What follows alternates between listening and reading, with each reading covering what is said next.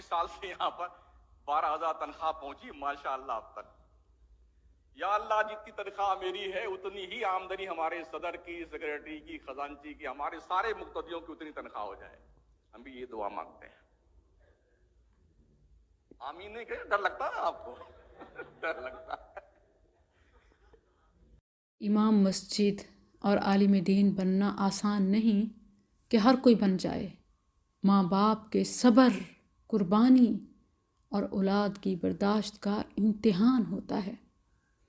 دینی مدارس میں سردیوں میں سخت سردی اور گرمیوں میں سخت گرمی کو جھیلنا پڑتا ہے، اور کھانے پینے میں موڈ مزاج تو ایک سائیڈ پہ، جو میسر ہے صبر و شکر سے کھانا پڑتا ہے. اپنے کام کاج کے ساتھ مدرسے کی صفائی میں شامل ہونا پڑتا ہے. انتہائی نامساعد حالات میں قرآن و حدیث کے علاوہ دیگر تجوید، لغت، فقہ وغیرہ جیسے مشکل ترین مضامین سیکھنے پڑتے ہیں. لیکن تنخواہ کی بات آئے تو کسی بھی سرکاری اور پرائیویٹ اسکول ٹیچر سے بھی کم. کالجز اور یونیورسٹیز کی تنخواہوں کی تو بات ہی نہ کریں. اس ساری لاپرواہی کے ذمہ دار حکام بھی ہیں اور عوام بھی، جو اپنی خواہشات اور فضولیات پر ہزاروں، لاکھوں، کروڑوں خرچ کرتے ہیں، مگر قاری صاحب کو دیتے ہوئے پہلے 4 لوگوں سے مشورہ کرتے ہیں.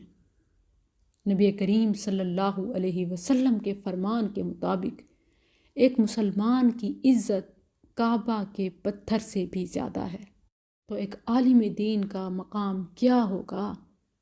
اللہ کی رحمت تبھی برسے گی جب ہم علماء کو ان کا اصل اور حقیقی مقام دیں گے. جتنی قدر یا عقیدت فوت شدہ ولی سے رکھتے ہیں، اتنی مسجد کے زندہ مولوی اور عالم دین سے کر لیں تو آپ کی زندگی کے دیے قبروں پر دیے جلائے بغیر ہی جلتے رہیں. اپنی ضروریات اور خواہشات کے ساتھ اپنے آس پاس قال اللہ وقال الرسول پڑھانے والوں کی ضروریات اور خواہشات پر ضرور نظر رکھیں.